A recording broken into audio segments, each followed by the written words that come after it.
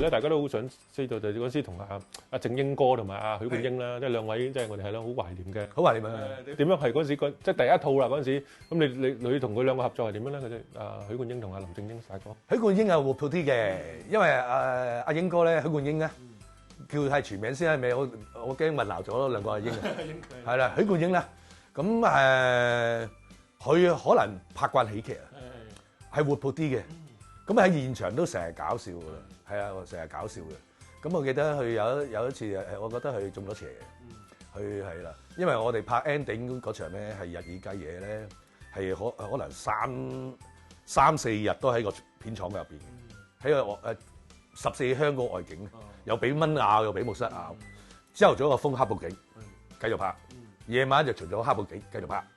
咁你呢幾日冇翻去咧，喺許冠英咧就揾條紅帶紮住個頭，跟住打大個赤啦，揸兩把掃把就走出嚟扮 Rambo 所放我翻去，放我翻屋企。咁係咪好靈異咧？我覺得中咗邪咯，頂唔順，頂唔順啊！中咗邪啊，係啦。咁啊，正英哥啊比較沉默啲嘅。正英哥即係可能正英哥佢哋嗰年代同阿李小龍咧，佢哋比較傳統規矩啲嘅，就佢都會有時同我哋講下笑玩嘅。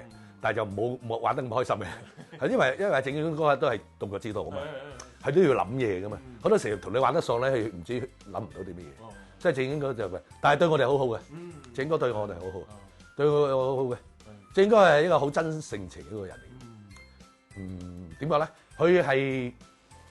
佢對你好，佢即係睇你有啲咩行為先啦。係嘛？你即係對人哋，我哋阿陳水之，我哋打招呼啊，傾偈唔該前唔該後，係百厭咩？你話後生仔講下笑玩啊嗰啲係嘛？咁另外咧，見你做動作咧，唔會話避嘅。嗰個喺個監獄裏邊，阿蝦哥追我咧，我跳咗上個環頂咧，跟住後空翻落嚟咧。嗰陣時我哋着嗰啲功夫布底鞋咧，好薄嘅啫嘛。其實 take one OK 嘅，睇咗無片 take one OK 嘅。跟住，終於拍咗8個，跟住第二個我開始撞腳踭好痛啊！咁佢其實忍一個又一個咁，終於拍咗8條片。其實後邊我翻屋企係隔㗎啦，隔住嚟翻屋企。其實拍嗰時我都隔㗎啦，係啊，不過冇辦法啦，即係我哋可能習慣咗嗰個最初型嗰個鍛鍊咧，慣咗呢樣嘢，得唔得？唔知啊，試下先啦。我見你，咦，原來你都係努力嘅，咁啊見到你又對你好好噶，啊見你哇你個懶到個鬼又吞波，一出嚟咧有企位啊企最前，嗰啲咧你係真係唔好喺面前行過啦，佢真係佢一嗰日氣唔好就鬧你，係啊，即係佢係好精神情嘅，佢對你好好咧就好好嘅，即係睇咩人啦，即係練精學懶嗰啲就真係真唔對你唔客氣啦，冇錯啦，就係咁樣，應該係。咁係啦，姜先生真係大受歡迎啦。咁佢就嗰陣時其實有冇完整劇本咧？呢套戲即係因為其實定係一路諗一路度咧嗰啲嘢。其實完整個大籠有嘅。咁啊，因為喜劇咧有時唔好墨守成規，因為喜劇咁咧有好多時你喺諗下，喂，不如咁好啲喎，係嘛？即係有時你喜劇咪踩個香蕉皮搭低，整個鬥雞眼，好笑啦。其實一啲都唔好笑，唔好笑嘅。所以頭先我講得咁趣味性就係，原來喺間房仔玩個停止呼吸，你咁好笑喎，你又要忍笑，又要好緊張喺呢面前行過，係嘛？咁原來係得嘅喎，係嘛？你哋睇嗰場戲都緊張啦，係嘛？停止呼吸又好笑啊，係啊，剝佢條褲，係咯，真係好玩咯。所以嗰套戲要加突發性嘅元素嘅，但係個大籠一定有，即係大家試出嚟好多都係，大家要試嘅，係啦。喜劇其實真係冇固定嘅，有啲都突然間個全情全神就喺嗰剎那，突然間諗到就係啦，就係咁。咁啊，洪金寶大哥當年多唔多嚟探班咧？定一齊嚟諗？洪金寶啊，我諗1次2次到啦。咁啊，因為阿大哥我都知佢同期佢嗰時拍緊啲福星系列，龍的心啊咩？係啊，佢自己都分身不下。佢自己都分身不下，係啊，所以佢好忙，佢只係監製啫。咁啊，即係大約你哋安排好晒，佢管理好晒一切，你哋就發揮啦，係咯。咁啊，劉觀禮導演係點樣咧？劉觀禮簡直係痛恨佢啦，係嘛？開工唔收工嘅咩人嚟？咩導演咧？仲要做埋攝影師做乜啫？咁辛苦，係咪先？唉，開心嘅，開心嘅。即係大家雖然咁辛苦，但係出嚟個效果成績，哇，好開心！我記得去喺台灣，直頭喺台灣睇午夜場，睇完午夜場嗰時我用緊大哥大電話嘅，小豪咁啊打電話俾我，我錄咗音啦，你聽下啦，跟住5分鐘係笑聲，佢好開心啊，即刻同我分享啊！姜先生之後咁，但正經哥嘅好兄弟咧就阿陳慧毅導演咧，即刻揾咗你咧就拍咗一套僵屍翻生啊！即刻話，好似哇隔咗幾耐，好似好快㗎，好似真好快啊！你即刻拍僵屍翻生，點解會咁得意嘅咧？呢套係你又唔會係得意嘅，你知嗰陣時香港比較有啲係投機啲嘅，打鐵趁熱快，打鐵就趁熱啦，即刻就開一套，又係我同黃小鳳，係啦。但係個師傅咧就換咗阿鐘發，同阿呂就為咗呂方跟住。係啊，嗰個文才就變咗呂方，係啦，個師爺就變咗沈威啊。嗰啲啊係阿劉林金變沈威。係啦，咁樣我拍咗一套嘅，嗰套戲都拍得辛苦，日以繼夜去啊。頭先你講句咪啱咯，打鐵趁熱嚇，俾即係希望俾人哋嘅感覺就係僵屍先生續集，係啦就係咁咯。但係嗰個都好彩㗎，嗰個我都呢個僵屍先生嘅餘威之後，佢都收咗唔知1600定1800萬嘅收到。台灣就更加犀利啦，係啦，都係咁嘅。係點樣話？即係啱啱落畫就即刻叫你哋開定點樣快到？其實香港收得之後就馬上即刻開，馬上開。總之嗰陣時你見到我有阿小鳳，有隻僵屍着僵屍嘅袍咧，就好多嗰啲人觀眾入場㗎啦。係啦。但係有好有唔好啦，就如是者就係呢種投機就搞到僵屍係有太多人拍啦，係太多人拍啦。即係咧，台灣又拍咁樣。台灣嗰邊又拍啲，譬如小朋友嘅，係啦，係咯。小子咩？音樂僵屍又有，總之係乜都係僵屍啦。係啦，僵屍片就我自己拍咗4、5部啊，跟住出邊我話係咁啊，我自己都會覺得好冇意思啊，冇意思啊。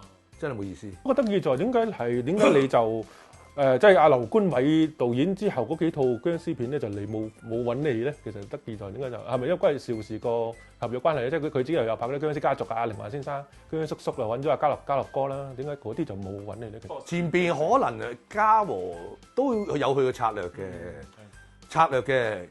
你幾個新人拍個僵屍先生咁收得？如果我擺翻阿彪哥入去，仲更加勁，係嘛？即係可能佢個策略係咁啊，係嘛？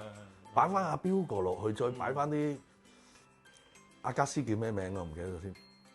個僵屍仔同一家黃玉環，係黃玉環係啊。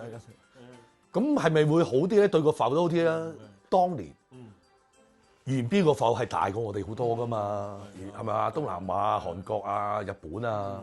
如果我做高層，我都係擺翻標哥上去啦，一定係咯，係嘛？咁你劉觀偉我劉觀偉俾翻個標哥，我話好啊，係嘛？一定係咁嘅，一定係咁嘅，係咯，都收得啊，一系列都收得啊。最後尾就阿正英哥先再揾你拍一眉道人啦，係啦，跟住我又出去拍緊啊正英哥嗰啲咩一眉道人啊，拍咗1、2部嘅，好似係。僵屍至尊啊，係啦。係啦，嗰時僵屍至尊係啊，劉偉強嘅。劉偉強第一部導演啊嘛，係啦。啊，於是啫，就係咁咯，大家分頭去拍咯。咁啊，家樂就拍劉觀偉嗰個。僵屍叔叔啊，僵屍叔叔咯，係咯，真係唔知嘅。嗰陣時，總之喺西貢嘅14鄉咧，全部都係僵屍片啊！你喺度拍緊啊？喂，僵屍冇跳咁近喎，我裏邊都係僵屍啊！咁啦，就係咁咯。咁後邊其實呢幾部僵屍片有冇邊套深刻啲咧？就定係都係第一部最有印象嘅就真係。如果講咧，都係第一部噶啦。新鮮感啊，或者係咩新鮮感啦。後期都係一個叫浪潮啦，係浪潮啦，即係市場需求咯，係咯。最後尾都係冇人啦。所以用嗰時都冇乜嘢拍，不如試下去台灣拍電視劇咯，係咪？台灣有個埠噶嘛，咁啊於是者喺台灣就拍咗2部電視劇啦、文藝片啦、《君子淑女》啦，係啦，《風雲時代》啦，係咯，嗰陣時係咯，咁啊都好啊，唔使成日都係對住自己嘅僵屍啊，當係台灣女明星幾開心啊，係咪先？係咪先？係咯，咁啊有時啊拍下啲台灣嗰啲埠片咧，嗰時係拍得最多，我夾阿韋英雄咯，總之唔知係咩嘅，我哋兩個關係咩啊？一個老公，一個老婆。哦，唔緊要，係咩啊？一去到就打㗎啦，跟住又同阿大嫂啊咁樣一齊打啲流流啊，咁啊，即係咁咯。如是者就係咁樣，有幾年喺台灣係咁。呢啲戲又點樣咧？你就不過就真係好急，就覺得真係好快搞掂一套。好快搞掂㗎咋，好快搞掂啊！係啦，咁啊，即係我都想離開香港，因為拍嚟拍去，一來香港有揾嘅人少咧，除咗係僵屍嘅。我呢度又拍緊，嗰度拍緊，我又拍咗佢起碼5-6部啦，係嘛？咁大家都好冇癮，我演員嚟噶嘛，係嘛？我可以做好多角色噶嘛，咪去台灣拍文藝片睇得唔得咯？係嘛？拍啲浮片啦，揾得食啫。就不能不提咧，就係咧頭先成集出嚟嘅之後啦，咁你要就同阿藍乃才導演繼續就其實合作咧，就係呢個《原振俠與衛斯理》啦，同埋呢個《不夜天》啦，我哋呢套嘅。咁其實就呢套咧，其實幾得意嘅就係咧，佢就令到2大死對頭咧，阿嘉黃邵氏合作啦。點解會咁樣有啲咁嘅事？係咪因為僵屍先生之後咧？因為係啦，僵屍先生之後啦，係啦，嗱呢個真係我唔知原來我喺影圈影響咁大。好啦，嗱，要講翻少少歷史先啊。邵氏同嘉禾係敵對嘅，一定係敵對，因為以前本來李小龍係入邵氏噶嘛，係啊，阿張徹介紹張徹嘛，張徹就想揾李小龍拍戲啊嘛，咁李小龍就收1萬蚊美金啊嘛，1萬蚊美金嗰陣講都唔係好多錢啫係嘛，係嘛，8萬蚊港紙，咪當年如果70幾年8萬蚊港紙又唔係低嘅數目，但係又唔係天價咯，係嘛？咁於是者邵氏即係嫌佢貴啦，即刻佢就即刻轉咗去揾周文懷，哇！周文懷呢個唐山大兄哇，又揾錢啦，係嘛？兼夾許冠文、李翰祥大軍閥，係嘛？一個嘉禾又收，鬼馬雙星，鬼馬雙星啊，半斤8兩啊，係嘛？哇！又收嘉禾就崛起啦，邵氏就係嘛？唔多唔少係唔高興噶啦，係咪先？咁啊，最後成龍洪金寶嗰啲唔使講啦，咩講完少少歷史啦，好啦，又翻嚟啦，我呢段歷史啊，我諗下係嘛？當咗洪金寶大哥揾我過去，我都諗到呢啲歷史，我邊係諗到可以過去啊？原來係得喎，仲要係佢，我真係命好啦，命運好啦。僵屍先生收得，東南亞市場好多，韓國、日本都有，係啊。點知嘉禾同邵氏合作喎，揾錢小豪、周潤發，係啦。即係我可能個比例我唔知啦，邵氏出演員或者嘉禾出錢啦嚇。邵氏好多演員客串嘅，可能邵氏出演。韋英雄啊嗰啲係咯。係啦，爾冬升啊、黃龍威啊，哇，全部出晒嚟啊！係啦，咁樣拍咗一部叫《原振俠與衛斯理》，仲要揾阿發哥。我記得阿發哥嗰時就係拍緊《英雄本色》嘅，係啦，佢係拍完嗰邊就過嚟同拍呢個《原振俠》嘅，係啦。張曼玉啊，係啦，張曼玉仲係新人，係啦。呢部戲又受歡迎嘅，好受歡迎，好受歡迎，開心咯，即係有個即係多福星拱照喎，啊，真係咁喎。即係個內情咧，其實係就係因為僵屍先生賣座，但係咧就即係可能嘉禾又想揾你繼續拍啲戲，但係咧邵氏就唔係好想咁咪咩合作啦咁樣，係咪有少少？我諗係咁後度。係嘛？唔係在商言商，大家都唔係一世仇人嘅。咁如果大家有個雙贏嘅局面嘅，點解唔合作咧？係嘛？佢哋係做生意啫。如果係雙贏局面嘅，不如合作咯。咁嘅嘢嗱，我覺得電影歷史裏邊咧，我呢段歷史真係要寫落去啦。邵氏嘉禾合作就唔係一部啊！仲係拍完之後，仲有第2部喎。係就《不夜天》。不夜天喎，係嘛？你幾開心啦？可以令兩間公司握手言和，係嘛？可以合作，係啦。因為錢小豪破天荒啊，真係破天荒嘅。因為藍乃才導演去咁多年有幾年冇拍同佢拍啦，呢套咁樣，你哋嘅合作係點咧？你記唔記得其實嗰陣時？梗係開心啦，開心啦。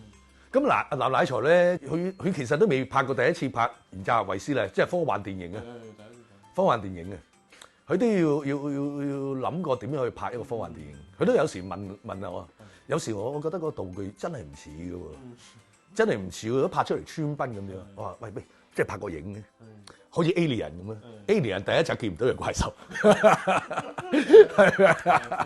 突然間都伸個頭出嚟咬你一啖啊！係咪咁樣好啲？係啦，即係咁咯，即係咁。大家去研究佢點拍咯。咁原則係維斯利其實亦都係好多呢啲即係道具啊特技，即係有啲似綠之琴魔我諗，即係佢係咪又係好多一啲特技嘅？即係好似咩話你嗰啲血咒啊、咩爆血啊，或者係嗰啲係咧好多嗰啲你同阿迪威上去嗰個大佛啊跌落嚟啊嗰啲啦，係啦，嗰啲係點樣拍咧？嗰啲哇，嗰個我諗佢搭咗唔少錢啊，想當年，即係我諗嘉禾同邵氏都出咗唔少錢，佢真係大製作。好啦，先講嗰啲特技先。咁你嗰啲血咒會爆噶嘛？其實我早一期已經係去之前未拍之前已經係倒模啊，即係唔知係7個血咒，邊7個部分咧？你又倒模，小腿嘅或者大腿嘅，上嘅話膊頭嘅，你又倒晒。咁啊成身唔喐得啦，咁喺個特技化妝嗰度倒完模啦。咁啊拍到邊場戲就衰邊個血咒咧就爆邊個咁咯。嗰啲都唔係難做嘅，唔係難做嘅。嗰時比較容易咪插嗰啲喉管咧，泵啲血入去啊，血包啊，整個爆炸仔啊，嗰啲反應彈咧，卜咁啲血係咁噴出嚟啊，即係類似係咁啦。咁另外咧，比較難啲嗰個咧，我就係同隻骷髏骨頭打。因為骷髏骨頭係我又要扮同佢對打，又要扮佢隻手打我。哎呀！係啊，嗰陣我都覺得自己有天分啊！原來一個人可以拍俾人打，個骷髏骨頭係任我哋冇，又隻手過嚟啊，我低頭，哎呀仲除添，即係嗰啲嘢咯。我話覺得又未學過，同個道具打喎，出嚟又幾次喎，又好笑喎，自己啲反應係啦，咁啊好玩咯。咁啊仲有啲咩道具啊？睇下先。嗰個大佛啊，嗰隻大佛啦，係啦，大佛佢真係搭咗個大佛喺個廠，因為佢都上頂噶啦。上頂嘅，咁就叫我一關一關爬上個大佛，攞去眼珠定係咩啊？攞嗰粒珠啊嘛，眼嗰粒珠。咁啊第一關咁啊有啲刺插入出嚟，咁啊第二關有好多個和尚喺出嚟，又喺上面打，好難打，因為企唔穩嘅喺大佛啊，即係一打有閃啊，即係要好多樣嘢。拍咗好多日啦，嗰度拍到人，係啦。嗰時都幾搏命，其實嗰個唔矮嘅嗰度。嗰度我諗都有未到廠頂啦，我諗30幾尺嘅，係啦30幾尺。咁啊，當我打過晒關之後咧，到上去攞咗粒珠之後咧，個頭凹中啊，冧落嚟啦。好啦，我其中一個鏡頭咧，我就跳落個大佛嘅心口先，跟住再一個搶背落去大腿，佢唔知咁坐嘅，跟住至落地下嘅，都好高啊！嗰度由心口跳落去都20尺嘅，係啊，因為嗰時搏啊嘛，係啦，仲未都唔算係搏，落咗去咁啊，當 cut 咗鏡頭，我同阿迪威落咗嚟啦，回頭一望，嗰個大佛個頭冧咗落嚟啦，冧咗落嚟啦，咁導演啊藍乃才咧有啲野獸嘅，係啦，即係你喺馬路叫佢一開車你就衝出去啦，啊嗰啲啊，小豪啊嗱，因為你矮啊。個頭跌落嚟咧，有咁上下高度咧，落到嚟你哋走晒咧，我個鏡頭冇威力啊！明唔明我講咩啊？即係嗱，如果一開始個頭一喐，我哋就走，咁啊落，自己落啦，咁人都走晒啦。冇人睇。嗱，你可唔可以追問？總之我落嚟，個頭一揸到你自己走啦。嗰時我話你搏嘅，OK，冇 problem，係啊，冇 problem，因為個頭唔細㗎。你睇部戲啊，個頭唔細㗎，暗車。10度，佢個頭應該係有6尺幾㗎啦，咁啊個闊又好闊嘅，好闊嘅，咁就係咁啦，好大一個圓體頭嘅圓咗，咁咯係咯就係咁咯，咁啊仲要一個好嗱，仲要喺一個車厘一個拍落嚟砸你唔到，就有一個正面鏡頭，你兩個轉身走個頭係一路碌緊過嚟啫，即係兩個人，即係誒咩啊？奪寶奇兵個鏡頭咧比較係咪啊？即係咁嘅意思咯，係咯咁樣。咁你呢個都幾難忘嘅，拍個大佛嗰個特技嗰個咯，係咯。咁其他演員嘅合作咧，好似即係阿發哥咧，佢嗰陣時就同阿發哥阿曼玉啊佢哋，好玩嘅，係啦。我哋冇嘢做就阿發哥同阿胡慧中。Maggie，佢哋係又冇嘢做，就喺化妝間嘈大啲喺嘉禾廠。嘉禾廠係啦，阿發哥又好百厭嘅，好專整嗰人嘅。係咪嘈大啲定係咩嘢咧？我唔記得咗玩啲咩嘅。最輸咗咧，就要打手掌嘅。係啦，打手掌嘅。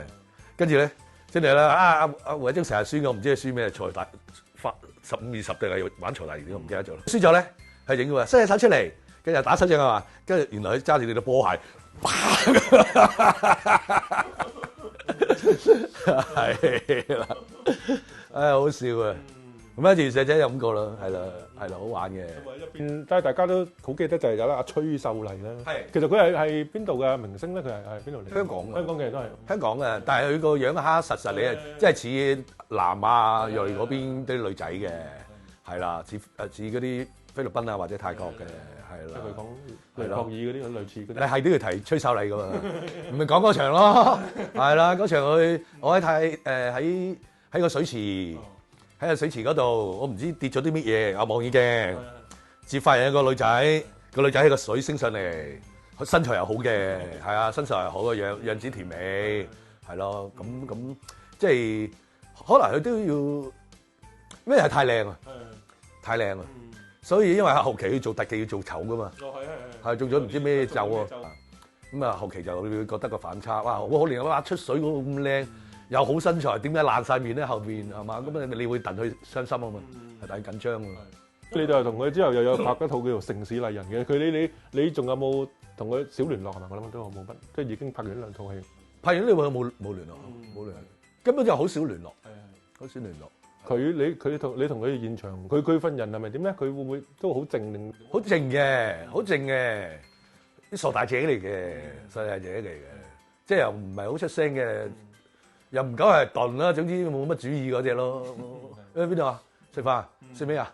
食咁樣，又就咁樣食嗰啲啦。咁樣即係你冇，係啦，冇乜主意嘅，係咯，就係咁啦。咁啊，城市麗人啊，城市麗人都係去客串啫。唔係翁靜晶，翁靜晶啫，主要我同阿翁靜晶嗰啲戲啫，係咯，都冇乜特別啦。嗰部都係講嗰啲做舞台劇啊、跳舞啊咁一啲愛情小品。第三部《不夜天》咧，佢又想將島經過人嗰種陰暗面拍出嚟，陰暗面拍出嚟，即係將萬梓良呢個反派點樣殺咗阿謝賢我老豆，攞晒我本嚟一個太子仔。所有應該得嘅嘢，而淪落去做咕喱啊，打袋鼠啊，打黑拳啊，係嘛？即係咁樣嘅故仔咯。啲上海灘嗰種係啊故事。咁啊，又加好多元素嘅賭片啦，賭啦，打麻雀啦，你虞我詐啦，仲有袋鼠啦。啊！未見過時少打袋鼠，仲喺澳洲拍打。呢個要問下係點樣拍嘅啫？係啦，拍打袋鼠啊！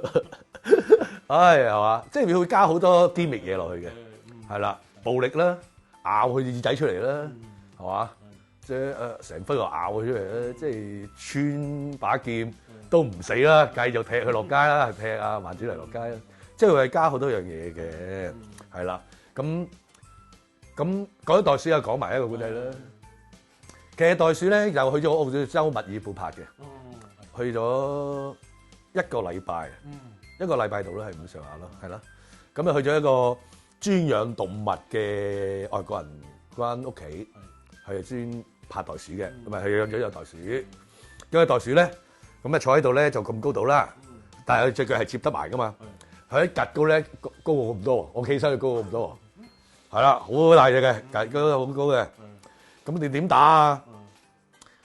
又動作指導都唔識度啦。咁啊，只有我哋4個人過去墨爾本拍嘅啫嘛。一個蔡瀾監製，藍乃才副導演、演員4個人就咗墨爾本拍。係啦，咁另外一個演員咧就係呢隻袋鼠啦。係啊，咁啊點啊？咪第二日啦，就去到嗰個原莊園啦，咁嗰個去公園啦，就同隻袋鼠玩下先，戴個拳套，戴下同佢熟咗先玩啦。好啦，到正式拍嗰時咧，墨爾本比較凍嘅，我記得得16、17度啦，我打大赤辣嘅。好啦，嗰時拍咗2晚，拍咗幾晚嘅，即係袋鼠咧係唔戴拳套嘅，我戴個拳套嘅。咁咧即係袋鼠唔識打噶嘛，咁我就要拍嗰時咧，我自己度埋啦。咁啊將呢個袋鼠隻手先擺喺個頭先，跟住我又扮打佢，跟住我又捉住佢手唔好俾佢離開。咁你袋鼠啲爪好勁喎，跟住啲背脊咧爪到連個背脊爛晒。跟住夜晚黑咧翻去咧，阿藍艾財咧就同我做啲雲南白藥喺背脊，係啦。咩相見話？肉帛相見，肉帛相見啦！啊，同我因為我都幾尷尬，兩個馬騮喺間房度同我捽背脊，醫背脊啊，抹血，唉，而家都拍咗幾日咯。咁咧呢個係呢個古仔嚟嘅，係咯，係啊，你靠你幫隻袋鼠，因為袋鼠唔識打噶嘛，佢一緊張佢就咁你噶啦嘛，就咁噶啦嘛。係啊，爛晒成個背脊，好多傷痕啊！擺幾日，而喺墨爾本呢個經歷就係咁嘅故仔啦，俾我就係咁嘅故仔。另一套我較為記得咧，就係其實係你做一個即係同阿小寶哥，即係你客串嘅。不過咧就係一個玩命雙雄咁嘅咧，係即係講你做呢個特技人咧，就係即係受傷，一開頭已經講你咁樣，跟住就坐輪椅啊嘛。阿小寶哥就揾你，即係咧成日喺度接濟你咁，但係咧就公司唔知咁樣。呢套我覺得你都做得係唔錯嘅，其實呢套係阿張之亮導演啦，係張之亮導演嘅。佢係咪嗰陣時已經係點樣揾你客串呢套戲咧？其實嗱，一來可能我張之亮我哋識好耐啦，因為張之亮都係策劃嚟噶嘛，喺僵屍山係啦，喺嘉禾啊，咁認識好多年噶啦。咁啊又見我哋成日拍戲嗰啲特技啊，搭嚟搭去啊，飛嚟飛去啊。咁我覺得想起，如果受傷嘅好啱我做咯，同埋唔使教你呢啲戲點去做咯，你一埋去講對白，你就知有咩感受啦，係咪先？即係你經歷過啦嘛，所以咁啊，所以咪拍咗嗰部戲咯，係咯。而且就有一樣嘢機密咧，就係因為嗰時我同阿爾冬升咧仲係一齊鬥緊車嘅，係啦，又玩飛車特技喺套戲裏面話都幾過癮喎，係嘛？即係會預算咗有呢樣嘢，有呢個咁嘅預算咯，係咯。咁啊，兩個賽車發燒友，成日喺澳門見到你哋，跟住喺套戲嗰度做特技人，咁咪 OK 咯，係咁啊，好順理成章。如果我做細蚊啊張之亮咧，我都會係諗起呢兩個先，係啊，真係啊，係啊，係先揾你揾咗兩個先。咁其實又想講下你同阿爾冬升導演咁，其實係咪真係咪邵氏時期已經識咧？即係大家嗰個係咁樣去點樣知道大家對方話原來都好中意飛車啊？其實係點樣當年係點？知嘅嗰時，爾冬升先生咧，我哋叫小寶啦，稱翻係小寶先啦。小寶咧就係好中意玩車噶啦。嗰時拍三少爺啲劍後咧，就係見佢揸啲名廠跑車噶啦，雙座位嗰啲咩瑪莎拉蒂啊。band 跑啊，咁啊知道佢好中意玩車嘅，但係嗰時我都唔知佢中意佢仲鬥緊小型賽車嘅，係啦。咁啊，既然有應該係89年3月，咁有個朋友，喂，咁啊我哋認識喺邵氏拍戲認識啦，成日打招呼啦，有時啊去我屋企坐下傾下偈啊咁啊，咁啊，喂，過去泰國芭提雅睇下小寶鬥車。好喎，我未睇過小寶鬥車，而且我中意玩賽車，即係嗰時未鬥車。咁啊去芭提雅睇咗個小寶鬥車之後咧，咁我就翻香港就即刻買咗嘅 AE86啦。咁啊就去89年9月就開始有個鬥車啦。咁你玩咗幾年咧？我好似你話你個仔仔出世之前玩咗幾年啫，玩咗幾年。我都記得由如果89年9月開始我第一場嘅賽車。應該去到95年，95年我唔記得幾多啦，冇記過咯，係啦，95年咯，跟住就冇玩啦，咩陸續玩下嗰啲客串嗰啲咧，係啦，冇專心去鬥車啦，係啦，精武英雄，精武英雄大動作之中有啲近啲嘅試下隔招啊，咁去磨合咯。有同啲網友講過咧，咁咧就叫佢哋咧睇下有冇啲問題咧問你，咁其實哇都相當之多嘅。咁受歡迎啊我。